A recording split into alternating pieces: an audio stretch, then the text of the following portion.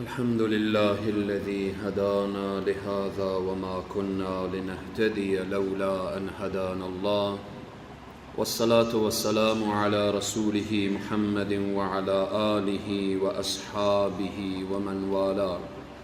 قال الله سبحانه وتعالى: والذين يرمون المحصنات ثم لم يأتوا بأربعة شهداء فاجلدوهم 80 جلدة ولا تقبلوا لهم شهادة أبدا وأولئك هم الفاسقون.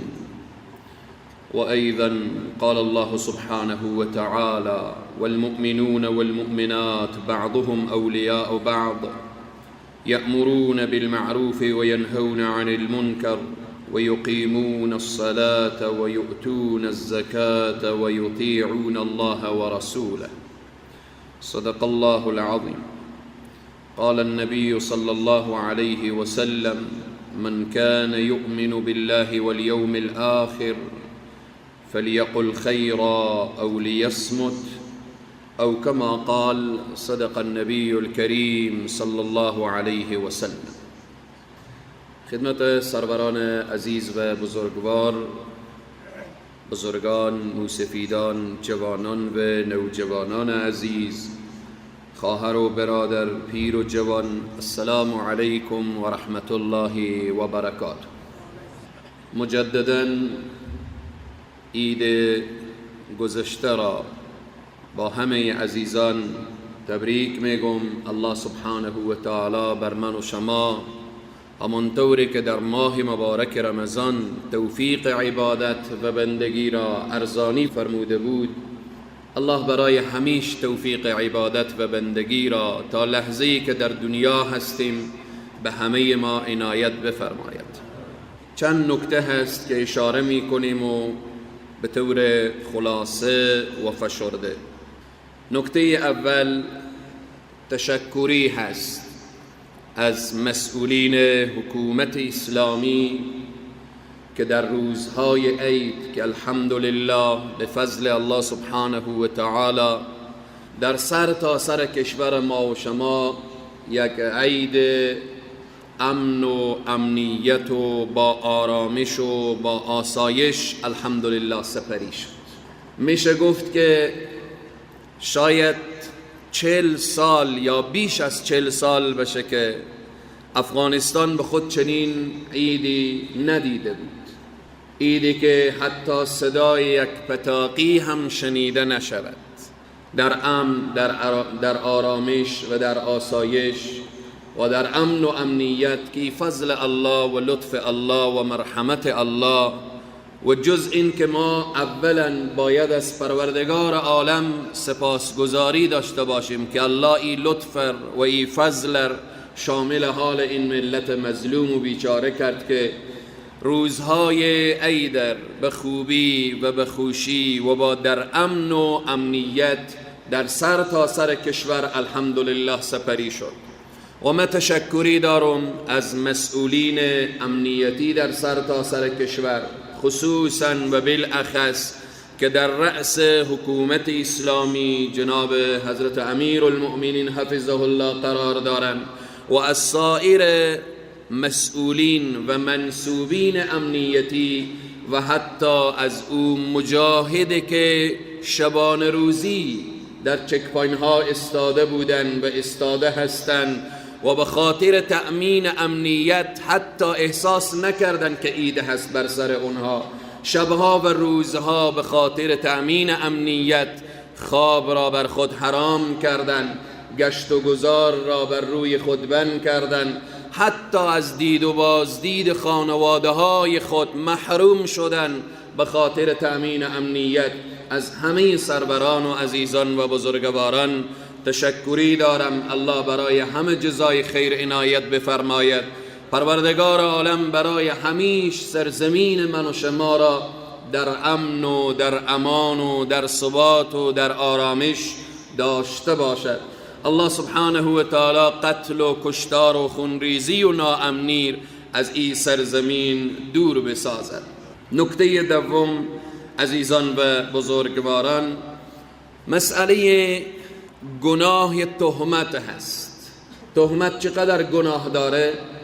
این حرف را برای افراد و اشخاصی میگویم این مسئله را که در طی این هفته بار دیگر دشمنان اسلام، دشمنان منبر انصار، دشمنان بالاخره علما و اینها شروع کردن به سر و صداهای عجیب و غریبی، به دروغ و به تهمت و به بهتان مسئله را مطرح کردن که حتی عقل یک انسانی که تازه به عقل رسیده باشه و تازه بزرگ شده باشه چنین حرف را نمیپذیره و قبول نمیکنه.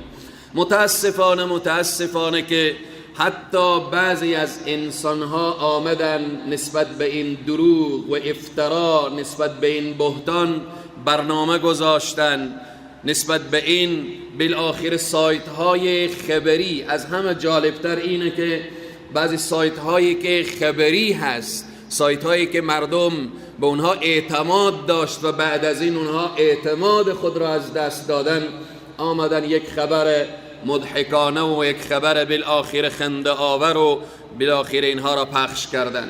الله سبحانه و تعالی در قرآن مسئله تهمت را مطرح میکنه عزیزان و بزرگواران. از زبان بنده به دروغ، به تهمت، به بهتان مسئله رو وضع کردن که بالاخره حتی به زبان من نمی آید چنین حرفی، چنین مسئله. بناهن ما برای آنهایی که دست به این تهمت زدن، دست به این بهتان زدن، دست به این دروغ زدن، اولا برایشان دعای هدایت میکنم و بعدا اونها را متوجه میسازم که تهمت و بهتان و دروغ و افترا چی جایگاهی داره در جهنم. انسانی که بهتان میزنه، دروغ میبنده، تهمت میزنه، به این اولا خود بهتان و تهمت از جمله گناهان کبیره هست عزیزان و بزرگواران. ثانیا مسئله تهمت و افترا از غیبت هم بدتر هست. غیبت چقدر گناه داره، اما تهمت و بهتان از غیبت هم چه کار بیشتر و بیشترتر گناهش عظیمتر و اینها هست. اسلام همیشه و همواره به انسان توصیه میکنه درباره آنچه که به آن علم نداری، یقین نداری، او رو به زبان خود نیار. چیزی را که خبر نداری، چیزی را که نشنیدی، چیزی را که بالاخره به تو نرسیده، متوجه باش او را به زبان خود نیار. الله سبحانه و تعالی میفرمایه ولا تقف ما ليس لك به علم ان السمع والبصر والفؤاد كل اولئك كان عنه مسئولا. به او چیزی که علم نداری، آگاهی نداری، به او چیزی که معلومات نداری، متوجه باش که حرف نزنی، توقف بکن، استاده بشو، نگاه کن که آیا این حقیقت داره یا نداره. وقتی من بعضی از کلیپ ها را دیدم خیلی تعجب کردم. سبحان الله، این افرادی که خود چیز فهم میدانن، افرادی که خود بالاخره عقل فیلسوف میدانن، افرادی که خود همه چیز فکر میکنن، اما میآین به دروغ، به بهتان، به افترا، بالاخره به یک شخص تو تهمت بزن و بهتان بکن و بگو که فلانی چنین حرف زده، حرفی که او به عقل انسان در نمی آید، به عقل انسان. حال سر منبر هست ما چی بگم که در این هفته این فضای مجازی چی غوغای به پا کرده به دروغ، به دروغ، به بهتان، به افترا. یا عجب، یه حرفیه که به زبان بیاید. بناهن حالا یک حرفی میزدی که یک شخص باور میکرد، یک حرفی میزدی که بالاخره قابل باور میبود، قابل باور میبود. میدانی این تهمت هست، این بهتان هست، این افترا هست.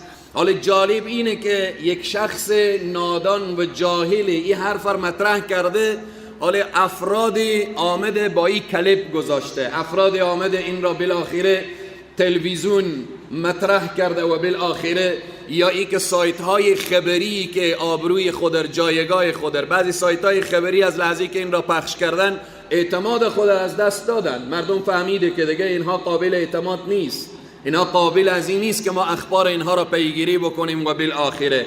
به اینه که الله سبحانه و تعالی میفرمایه به اون چیزی که شما علم ندارید، یقین ندارید، باور ندارید، علم ندارید، شما متوجه باشید که اینها همه مسئولیته که شما حرف مطرح میکنید. نبی کریم صلی الله علیه و سلم میفرمایند من کان یؤمن بالله والیوم الاخر، کسی که ایمان به الله و به روز آخرت داره چه کار میکنه؟ من کان یؤمن بالله والیوم الاخر فلیقل خیرا، سخن خیر میگه. اگه سخن خیر گفته نمیتونه اولیسمت، سکوت میکنه. سکوت بهترین چیز هست اگر کسی سخن خیر گفته نمیتونه. پس به اینه که الله سبحانه و تعالی در قرآن اونهایی که شایعه سازی میکنن، اونهایی که تهمت و بهتان و افترا و اینها را دارن، الله میفرمایه ان الذين يحبون ان تشيع الفاحشه في الذين آمنوا لهم عذاب علیم في الدنيا والآخرة والله يعلم وانتم لا تعلمون. اونهایی که شایعه سازی و شایعه پراکنی میکنن، اذهان مردم در بین جامعه مخدوش میسازن، مخشوش میسازن، ذهن انسانها بالآخره به هم میریزانن که این قضیه چنین و چنان. الله سبحانه و تعالی به این افراد چنان عذاب را برای اونها وعده کرده و میفرمایه ان الذين يحبون ان تشيع الفاحشه في الذين آمنوا لهم عذاب في الدنيا والآخره، برای اونها در دنیا و آخرت عذاب هست. کسی که تهمت بزنه، کسی که بهتان، کسی که افترا داشته باشه، برای اونها در دنیا و در آخرت. در دنیا چگونه عذابیه؟ آنهایی که این شایعه سازی و بالآخره شایعه پراکنی و این حرفها را زدن، خب در دنیا رسوا شدن که چنین حرفی نبوده، چنین حرفی نیست، چنین حرف مطرح نشده، چنین حرف گفته نشده. حالا دشمنان اسلام یک حرف را مطرح کردن، بعض انسان ها هم بی خبر آمدن و بالآخره او را یا باور کردن یا به پخش و به نشر و به اینها رساندن. عزیزان و بزرگواران، مسئله تهمت خیلی مسئله مهمیه. حالا یک برادر فهمیده یا نافهمیده، حالا شاید یک انسان، شاید در ابتدا کسی که این را پخش کرده مسلمان نباشه، ما نمیدانیم، اما حرف ما برای مسلمان هایی که این حرف را میشنون و حرف را تایید میکنن، اگر یک کسی تهمتی میزنه، بهتانی میکنه، کسی دیگه هم بیای او را تایید بکنه، مثل از او هست، گویا که او هم تهمت زده و بهتان کرده. الله سبحانه و تعالی برای انسانهایی که تهمت میزنن حد گذاشته، حد قذف یا حد قذف، که هر دو این چگونه حدیه. الله میفرمایه والذین یرمون المحصنات ثم لم یأتوا بأربعة شهداء فاجلدوهم 80 جلده ولا تقبلوا لهم شهادة ابدا واولئک هم الفاسقون. کسی که تهمت بزنه به یک انسانی که او بیخبر هست، بالفرض اگر یک نفر تهمت میزنه به یک زن پاک دامن، به یک دختر پاک دامن، به یک انسان پاک دامن، اگر این تهمت خود را نتانه با دلیل و شاهد ثابت بسازه، الله سبحانه و تعالی میفرمایه که باید 80 دره بخوره. شما ببینیم مسئله تهمت چقدر مسئله مهمیه. و بعد میفرمایه تا زمانی که زنده هست شهادتی و هم پذیرفته نمیشه، تا زمانی که زنده هست شهادت این شخصی که تهمت زده. و در اخیر آیه میفرمایه و اولئک هم الفاسقون، کسی که تهمت بزنه میره در زمره فاسقین میشه. پس تهمت از جمله گناهان کبیره هست. تهمت و افترا از غیبت بدتر هست و کسی که تهمت بزنه از زمره فساق و فجار قرار میگیره، مگر این که توبه کنه و الله سبحانه و تعالی توبه خالصانه و مخلصانه نصیبش بگردانه. رسول معظم اسلام صلی الله علیه و سلم میفرمایند اجتنبوا السبع الموبقات. قالوا یا رسول الله وما هن؟ نبی کریم صلی الله علیه و سلم میفرمایند شما از 7 گناهی که مهلکه، هلاک کننده، شما خود را بر حذر بدارید، اجتناب بکنید. صحابه گفتن یا رسول الله اینها چگونه گناهانی هست که ما خود را دور بداریم و اجتناب بکنیم؟ نبی کریم صلی الله علیه وسلم می فرمایند الشرک بالله والسحر وقتل النفس التي حرم الله الا بالحق وأكل الربا وأكل مال اليتيم والتولي يوم الزحف وقذف المحصنات المؤمنات الغافلات. رواه البخاری.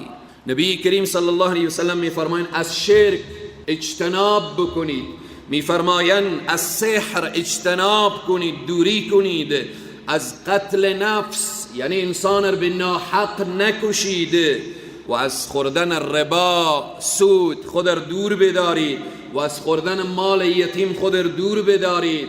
و از جمله گناهانی که انسان را هلاک میکنه مسئله فرار از صحنه جهاد و مبارزه هست، جز گناهان کبیره هست. و در اخیر میفرمایند نبی مکرم اسلام و قذف المحصنات المؤمنات الغافلات، تهمت، بهتان برای او کسی که غافل هست، خبر نداره. یک فرد خبر نداره، پشت سرش تبلیغات. دوستا به من تماس می گرفتن که چنین و چنان، من می گفتم من خبر ندارم، چنین واقعی خبر ندارم. نبی کریم صلی الله علیه و سلم می فرمایند ای از جمله مهلکات هست، تهمت و بهتان و افترا و اینها. به این عزیزان و بزرگواران من فقط به این واسطه این را اشاره کردم که خبری که پخش شد من پریشانی ندارم به این که من پریشان باشم چرا چنین و چنان. در این هفته برای بنده کاریکاتور ساختن، توهین کردن، تحقیر کردن، دو دادن، دشنام دادن، اینها به من مهم نیست. به خاطر چی؟ در همین روی کره زمین الان 7 میلیارد انسان زندگی میکنه، 5.5 میلیارد دشمنان الله و رسول هستند. خب الله و رسول را حرف میزنن دیگه. الله میفرمایه در قرآن یهود چی میگه؟ لقد سمع الله قول الذين قالوا ان الله فقیر. یهود میگن الله فقیره، الله العیاذ بالله بخیله. خب اینا به الله حرف میزنن. در قرآن وقتی باز بکنیم رسول الله را ساحر و کاهن و جادوگر و مجنون گفتن. اولیای الهی همیشه مورد توهین و تحقیر شدن. من آنچه که توهین و تحقیر برای بنده شده من در دل خود ندارم. اونهایی که نفهمیده و ندانسته توهین کردن من اونها را بخشیدم. اما یک نکته مهمه که بخشیدن او سخته. توهین به ملت و توهین به حکومت اسلامی این مربوط میشه که قضاوت این را الله سبحانه و تعالی داشته باشه، الله سبحانه و تعالی با اونها برخورد بکنه. به این عزیزان و بزرگواران خیلی از دوستان در فضای مجازی پیام میدن، ما را رنج میده، میگن وقتی به شما توهین میشه. نه، شما را رنج نده. این سنت الهی هست، سنت الهی به تمام انبیاء علیهم السلام در طول تاریخ چه کار میشد؟ توهین میشد، توهین بود، تحقیر بود و بالآخره همه اینها. پس بناءً این مسئله تهمت و بهتان فقط و فقط مربوط مسلمان ها باید متوجه باشن. یک مسلمان نفهمیده، ندانسته و بالآخره وقت مرتکب تهمت و بهتان میشه باید به سوی الله سبحانه و تعالی رجوع کنه. به این عزیزان و بزرگواران این مسئله دوم بود که اشاره کردم، خبری که در فضای مجازی پیچید.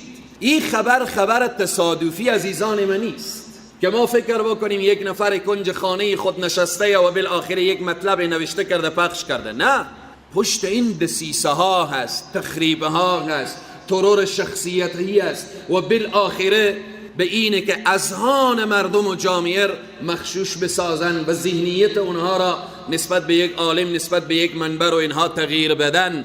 ولی برای اونها میگویم که خیلی خود را زحمت ندهید. یریدون لیطفئوا نور الله بافواههم والله متم نوره ولو کره الکافرون. چراغ را که ایزید برفروزد، هر آن کس پوف کند ریشه اش بسوزد. ریشه اش. تمام این تبلیغات به نفع ما و شما هست، به نفع ما و شما. تمام این تبلیغات احتمال داره که چون این خبر از صفحات پخش شد که شاید درباره این منبر و درباره این بالاخره مرکز و اینها شاید افرادی اصلا آگاهی نداشته، گفته بیا بالاخره یک تحقیقی بکنم که این فرد کی است، این از کجا هست، این چگونه هست. شاید بره بالاخره در داخل یوتیوب و بالاخره صحبت ها و اینها را ببینه، سبب هدایتشان بشه. ما به طور خلاصه نمونه یک اشاره از توطیه و بالاخره تخریب مشرکین صدر اسلام یک اشاره میکنم. نبی کریم صلی الله علیه و سلم وقتی که به پیامبری مبعوث شدن، اینجا مشرکین گفتن که ما چه کار باید بکنیم که ان نزدیک حجم رسید، موسم حجم رسید، چه کار کنیم که مردمی که از هر طرف به حج میایه فریب پیامبر نخوره، چه کار باید بکنیم؟ مشرکین بعد از جلسه و اینها گفتن که یک کار میکنیم. سر راههای مکه چند راه داشت، مثل که هرات ما و شما چند راه داره که از بیرون از ولایات مختلف مردم وارد هرات میشه. سر راهها افراد رستاده میکنیم، هر کاروانی که آمد برای از اون میگیم که متوجه باشیم محمد ابن عبدالله ابن عبدالمطلب ابن فلان ادعای پیامبری کرده، باز شما مردم فریب نده. سر راهها مشرکین استاده شدن. کیها استاده شدن؟ مشرکین استاده شدن سر راهها. هر کاروانی که وارد مکه میشد او توقف میدادن. صبر کنید. یک نفر بلند میگفت محمد صلی الله علیه وسلم ابن عبدالله ابن عبدالمطلب ابن فلان ادعای پیامبری کرده، گفته من پیامبرم. متوجه باشین وقتی وارد مکه شدیم فریبی رو نخوریم. مردمی که داخل کاروان بود اصلا پیامبر رو نمیشناختن، جناب محمد رسول الله نمیشناختن. اینجا هر کدام بین خود چی میگفتن؟ یکی از یمن آمده بود، یکی از شام آمده بود، یکی از سوریه آمده بود، یکی از دمشق آمده بود، یکی بالاخره از شرق و از غرب و از شمال و از جنوب. پیش خود میگفتن ما که حج که تمام بشه خب پس بر میگردیم به کشور، خب خدا بهتر میفهمه که دیگه بیاییم یا نیاییم. همین کسی که ادعا پیامبری کرده یک مرتبه کو ببینیم که چگونه فردیه، یک بار ببینیم. به اینه که تمام همین مردمی که وارد حج میشدن همه پیامبر رو شناختن، جناب محمد رسول الله شناختن. مشرکین وقتی که آمدن به جستجوی رسول الله، بعضی از اونها ایمان میاره، وارد قبیله و شهر و کشور خود میشه و به دست اونها هزاران نفر بالاخره ایمان میاره و رسول الله صلی الله علیه وسلم به تمام دنیا در همین موسم حج چه کار میشن؟ معرفی میشن به تمام قبایل.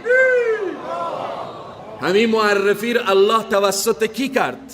توسط دشمنان دیگه. همین معرفی رسول الله صلی الله علیه و سلم الله در موسم حج توسط کی معرفی کرد؟ توسط مشرکین، توسط کفار، توسط دشمنان. امروز هم ما پریشان نیم. امروز هم تمام دشمنها کلیپ بسازن، فیلم بسازن، دروغ ببندن، تهمت بزنن، هر آنچه که دلنا میخواه بگن. الله سبحانه و تعالی این به نفع اسلام و قرآن و مسلمین مطرح.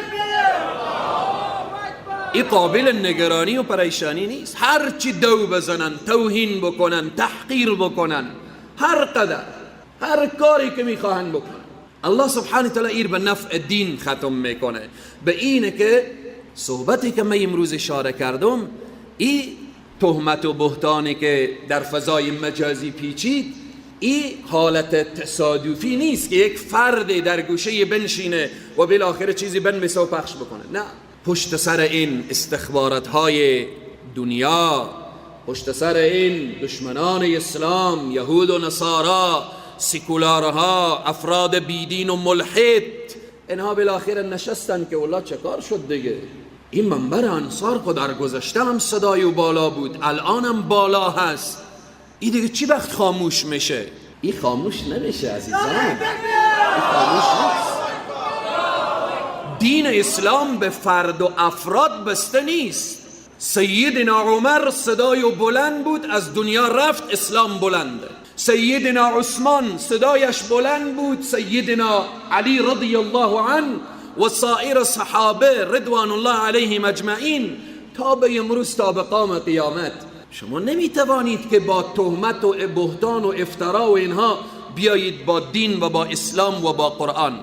من به او فردی که کلیپ ساخته، حالا هر حرفی که از زبانش بیرون شده به خودش مربوطه هست، من یک نکته اشاره میکنم. تو خود مسلمان هم میدانی، باز میای مطرح میکنی میگی که یک یهودی العیاذ بالله العیاذ بالله میگی از 100 تا مسلمان بهتره. یک فرد نادانی میایه بر علاوه که تهمت و بهتان میزنه میگه یک فرد یهودی. خود مسلمان هم میدانه، در حالتی که تمام یهودیان دنیا، تمام نصرانی های دنیا تا به جناب محمد رسول الله صلی الله علیه و سلم ایمان نیاورند، تمام یهودیان دنیا و نصرانی های دنیا به گرد پای یک مسلمانی که چوپان باشه، یک مسلمانی که به دشت و کو چوپان باشه به گرد پای از اون نمیرسن. غیر المغضوب علیهم ولا الضالین. اینها کیا هستن؟ هر روز ما و شما میگیم یا الله ما را به راه مغضوب علیهم نبر. یعنی چی؟ یعنی ما را به راه یهود نبر که یهود اهل جهنمه، نصارا اهل جهنمه، اینها جهنمی هن. الله اینها را جهنمی گفته. الله اینها را گفته که تا زمانی که به رسالت پیامبر اکرم صلی الله علیه و سلم ایمان نیارن اینها اهل بهشت نمیشن. ایمان آوردند اهل بهشتند. این نکته دوم بود عزیزان و بزرگواران که ارتباط به تهمت و گناه تهمت و اینها اشاره کردم.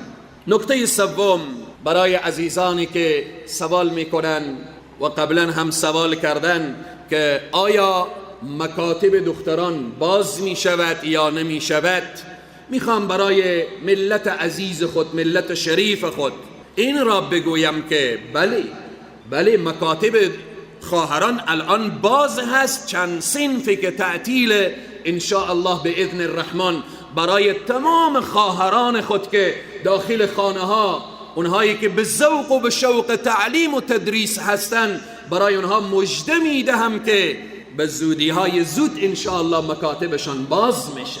اما مکاتبشان باز میشه ولی صبر، استقامت. روز اول هم من هم اشاره کردم که در اینجا که امارت اسلامی، حکومت اسلامی این مخالف تعلیم و تحصیل خواهران نیست، بله میخواد فضای امن برابر بشه، فضای اطمینان برابر بشه، میخواد که همان مکان مناسب برابر بشه به این عزیزان و بزرگواران. مسئله علم و دانش برای زن و مرد هست. طلب العلم فریضه علی کل مسلم. علم فرض برای هر مسلمان، به تحت این مسلم زن و مرد شامل هست، زن و مرد شامله. الله سبحانه و تعالی می فرمایه والمؤمنون والمؤمنات بعضهم اولیاء بعض یأمرون بالمعروف و ینهون عن المنکر. زنان و مردان مؤمن امر به معروف و نهی از منکر میکنن. خب امر به معروف و نهی از منکر بدون علم میشه؟ خب نمیشه. زن هم باید تعلیم و تحصیل داشته باشه، باید درس بخونه. ولی این عزیزان من مژده هست، بشارت هست برای اونهایی که فکر مایوسیت به اونها پیش آمده که شاید برای خواهران از صنف هفتم به بالا دیگه درس و تعلیم نه. بار گفته شده حکومت اسلامی اگر مخالف تعلیم زنان می بود، خب از صنف اول تا صنف 6 درسه. خواهران الان در پوهنتون ها درسه، خب اولو تا صنف 6 درس، پوهنتون هم درس. خب یک مانده صنف 7 تا صنف 12. این هم مشکلاتی که سر راه هست ان شاء الله به اذن الرحمن برطرف میشه و خواهر و برادر به درس و تعلیم خود ان شاء الله به اذن الرحمن ادامه میدن. الله سبحانه و تعالی می فرمایه من عمل صالحا من ذکر او انثى وهو مؤمن فلنحینه حیاتا طیبه. کسی که عمل کنه، عمل چی هست عزیزان من؟ خب نماز، روزه، زکات، حج، مسائل دینه. من ذکر او انثى، چی زن باشه و چی مرد. خب همین زنی که درس نخونه مسائل دین خود را از کجا میفهمه؟ مسائل عبادی خود را از کجا میفهمه؟ باید درس بخونه. در جامعه اسلامی باید زنان و مردان به فکر تعلیم و تحصیل باشن، ولی از خود شرایط داره، ضوابط داره، قانونی داره و من و شما در کشور اسلامی زندگی میکنیم، در زیر حاکمیت قرآن و سنت نبوی صلی الله علیه و سلم زندگی میکنیم، باید درس و تعلیم ما مطابق به شریعت باشه. عزیزان من، به این سوالی که عزیزان بار بار سوال نمودن، من برای اونها میگویم که شما مایوس نباشید. من خودم شخصا از طریق همین منبر به گوش تمام خواهران خود این حرف را میرسانم. خودم شخصا در حضور امیر المؤمنین حفظه الله وقتی که شرفیاب شدیم، بعد از چندین نکته همین نکته من بود که جناب امیر المؤمنین صاحب مسئولین را وظیفه بدهید که تلاش بورزن به باز شدن مکاتب خواهران. این عزیزان من، علما تلاش میکنن، علما زحمت میکشن، علما حرفر میرسانن. یعنی خودم شخصا این حرفر خاص به خاطر همین. اما بعضی انسان ها میگن که شما در این باره هیچ چیزی نگفتی. امروز وقت از این نیست. بار بار عزیزان من گفتم که نمیشه که ما بیاییم صغیر و کبیر سر منبر حالا بگیم. چرا نمیشه؟ به خاطر که الحمدلله حرف شنوی هست، مسئولین ما حرفر میشنون. خودم شخصا خدمت امیر المؤمنین حفظه الله گفتم که شما مکاتب خواهران را کوشش کنید و مسئولین را وظیفه بدهید تا اینکه این مسئله و این معضله و این مشکل برداشته بشه و خواهران ما برن و بالآخره به طرف درس و تعلیم خود به اینها. وقتی حرف شنوی هست، امیر المؤمنین حرف ما را میشنوند، وزرا حرف ما را میشنوند، مسئولین حرف ما را میشنوند. دگالی دیگه جالب نیست عزیزانی من بیاییم سر منبر هر لحظه بگیم های فلان و فلان و فلان و فلان. هر زمانی که حرف ما شنیده نشد، باز از طریق منبر بلند و با آواز بلند و با صراحت مشکلات ملت را مطرح میکنه. به این عزیزان و بزرگواران، پس بناهن این مژده و بشارتی برای خواهران و برای تمام فامیله هایی که در این قضیه برای اینها مایوسیت پیش آمده، نگرانی پیش آمده، اونها مایوس شدن که چرا دختر ما، خواهر ما، خانواده ما از درس و تعلیم و اینها محروم شدن. نه خیر عزیزان من، حکومت اسلامی خوب میدانه که ما بهترین راویا داریم از بخش صحابیات، بهترین راویای حدیث داریم از بخش تابعیات، یعنی زنان صحابه، زنان تابعین. حکومت اسلامی خوب میدانه که ام المؤمنین عایشه جایگاه علمیش چگونه بلند و بالا هست. حکومت اسلامی اینها را عزیزان من خوب میفهمه، خوب میدانه. بعضی افراد میاین یا به تلویزیون یا مقاله مطرح میکنن، شروع میکنن که فلان راوی حدیث زن بوده، فلان خدمتگزار دین زن بوده، فلان چیز زن بوده. اینها را برو به کسی بگو که نفهمه. امیرالمومنین شیخ الحدیث، وزرا شیخ الحدیث، والیان من و شما شیخ الحدیث. خب ما میخواییم که بالاخره مثل اینه که شاگرد سر صنف استاده بشه بگه استاد بیا که متور درس بدم، استاد بیا که متور درس بدم. صدا و حنجرهایی که بالا میشه که ما حکومت اسلامی مخاطب میکنیم و میگیم که فلان محدثه بوده، فلان بالاخره زن چقدر خدمات در دین و در اسلام کرده. خب اینها مسئولین میفهمن و میدانن، به فکر اینن که دختر من و تو با عزت و با عفت و پاک دامن وارد مکتب بشه، نه خدای نخواسته به بی عزتی و بی عفتی و بالاخره به اینون. پس به اینه که این حرف که سوالی که عزیزان بار بار سوال کردن که آیا مکاتب خواهران باز میشه یا نمیشه، بله، مکاتب خواهران، مدارس خواهران باز میشه و خواهران ما با عزت و با عفت و با سرفرازی و سربلندی ان شاء الله به اذن الرحمن وارد درس و تعلیم خود میشوند. نکته چهارم، پریشانی دوستا در مسئله اقتصاد. این را به طور خلاصه و فشرده میگویم و میگذاریم. عزیزان من، تمام بزرگان حکومت اسلامی به فکر مشکلات اقتصادی هستند تا مشکلات در این سرزمین، مشکلات اقتصادی برطرف بشه، فقر، بیکاری برطرف بشه و تمام مسئولین به این تلاش هستند، تلاش شبانه روزی دارن تا این ملت به اشتغال، به کار و بالاخره به اینها مصروف و مشغول بشه. و ای را هم برای تمام ملت میگم عزیزان من، در کشوری که امنیت بود مشکلات اقتصادی از او برطرف میشه. معادن هست، ذخایر هست، الحمدلله دشت های فراوان داریم، الحمدلله امروز بالاخره مسئولین دلسوز داریم. اطمینان داشته باشید همه مشکلات حل میشه. همین امنیت از ما و شما گرفته نشه، همین امنیت باشه همه چیز حل میشه. عزیزان من چند مرتبه من مثال رو بیان کردم که اگر یک خانه تخریب میشه، یک خانه تخریب میشه، روز عید بود به دوستا همین مثال رو بیان کردم، باشه همین مثال رو بیان کردم. سفره عید کشمش نخود و بالاخره میوه های خشکی که گذاشته. یک برادری گفت که مسئولین امارت اسلامی چه کار میکنن دیگه که اینقدر مشکلات هنوز حل نشده؟ تو مثل چی؟ گفت مثل بیکاری، مثل فقر، مثل بالاخره مشکلات اقتصادی، اینا حل نشده. گفتم برادر من این سفره روز عید در همه به هم میریزم، همین کشمش و نخود و بالاخره میوه خشک هم به هم میریزم، همین به هم ریزی چند دقیقه میشه؟ شاید 5 دقیقه بیشتر نشه. کشمش و نخود و هم میوه گدوت کنیم. بعد برای تو میگم پس این میوه ها خشک از هم دیگر جدا کن، نخود رو داخل پشقاب کن، کشمش رو داخل پشقاب کن. این چند وقت میگیره؟ چند وقت میگیره؟ شاید لااقل 2-3 ساعتی که وقت بگیره. مشکلات 5 دقیقه به وجود آورد اما حلی و چند دقیقه شد. 2-3 ساعت شاید هم به دست آخر بگه بابا خدا کنه تا از اون سفره کنجت هم باشه که بیخی و از به هم میرسه.